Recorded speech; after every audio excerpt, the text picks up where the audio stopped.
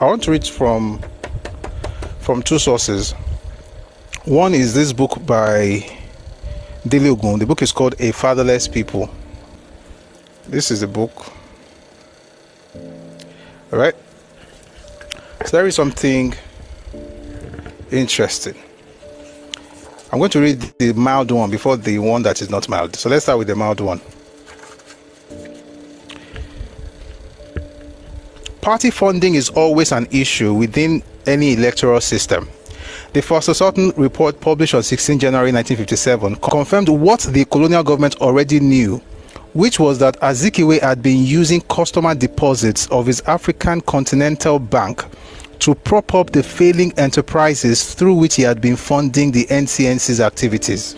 The funding of the political parties was the key not only to Nigerian elections and also to their results, but also to their results. The British knew where every penny came from. In the East, the Foster Sutton Tribunal into Zeke's African Continental Bank found that it was insolvent. The principal use made of the public deposits in the ACB was to finance Zeke's various business ventures. In 1955, the Eastern Region Finance Corporation invested large sums in the ACB, money which had come from the Eastern Region Marketing Board. In turn, Zeke financed his party, the NCNC.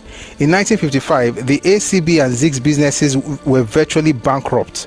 In 1959, the Development Bank took over the ACB. What does all this Oyinbo mean? What it means basically is this. You see, if you're working in the marketplace, don't throw stones. You see, the different regions needed money to be able to fund their parties. Western Nigeria, for instance, at the time invested in real estate and things like that, and then the money from that. But so let me tell you what even happened. I won't go into the details, but this is what they did. They organized businesses. So you have people like IROCG, people like Alfred Irwani, people like that owning companies. Then they will raise finance, whether from loans from abroad, which they did. You find this in the book by Howard. The book is called Travels of Democracy, Adventures in Power. So Travels of Democracy, you'll find how they did it. I'll read that part again. Party funding is always an issue within any electoral system. The Foster Sutton report published on 16th January 1957 confirmed that what the colonial government already knew, which was that Azikiwe had been using customer deposits of his African Continental Bank to prop up the failing enterprises through which he had been funding the NCNC's activities. So what is happening is this.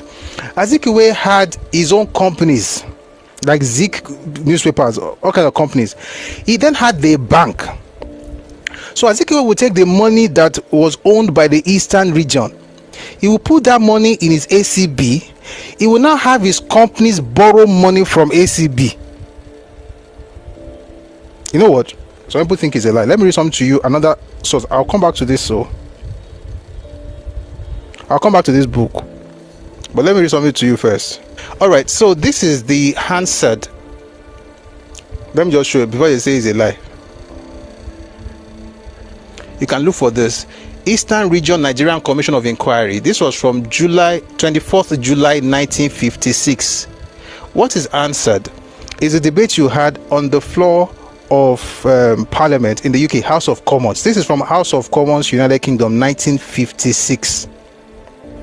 I'll read a part of it, and then I'll come back to this other book by Dele Ogun. History is sweet. All of us are learning.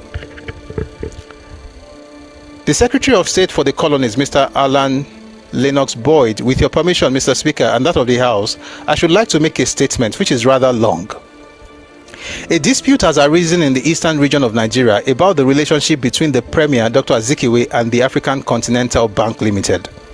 The bank was founded by Dr. Azikiwe. On assuming office, the Premier informed the Governor that he had resigned his directorship of the bank.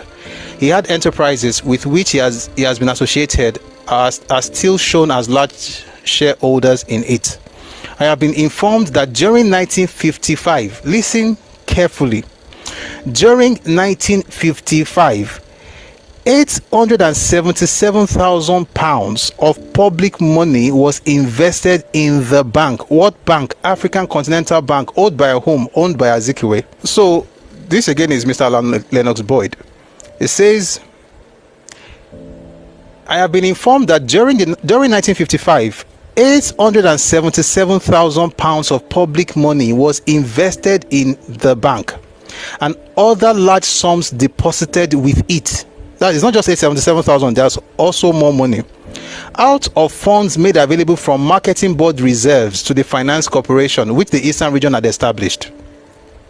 I have also been informed that following this investment, the bank was a party to certain documents contemplating that the Premier should be life chairman of the bank and purporting to give him the rights to nominate certain other directors.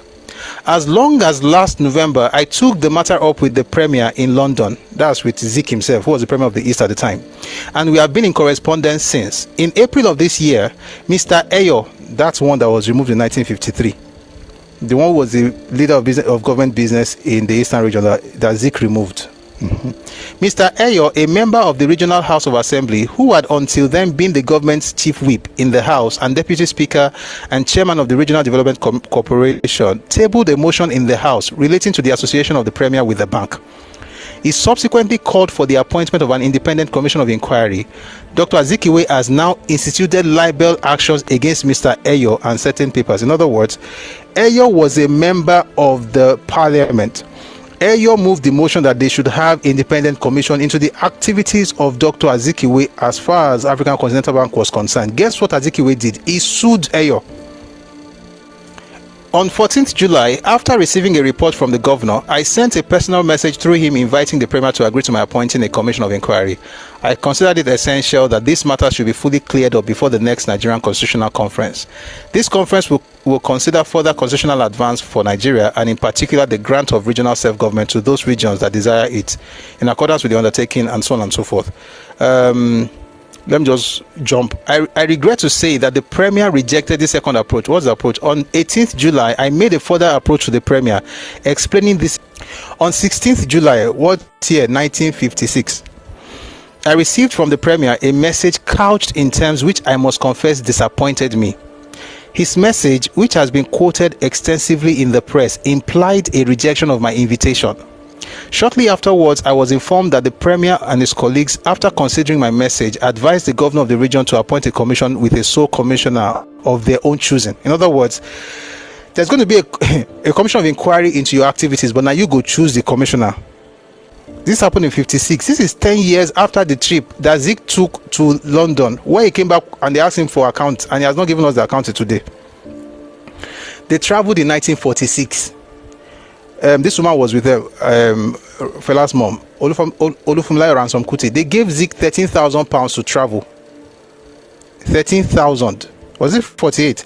13,000. Zik went, came back. They said, "Where's the account? Show us how you spent the money." He said they are doing it because they are Yoruba. In these circumstances, I have decided to secure a speedy, impartial, and full investigation as to the investments made in the bank and the grave allegations that have been made, matters closely affecting the conduct of government. This thing is long, but here is the point. The point is that Zik took £877,000 that belonged to your parents. Instead of you to be angry with him, you're angry with me. That belong to your region. By the way, it's not just Igbo money. You know why I know it's not just Igbo money? Because when it came to agriculture, which was the mainstay of the economy at the time, the minority areas had more.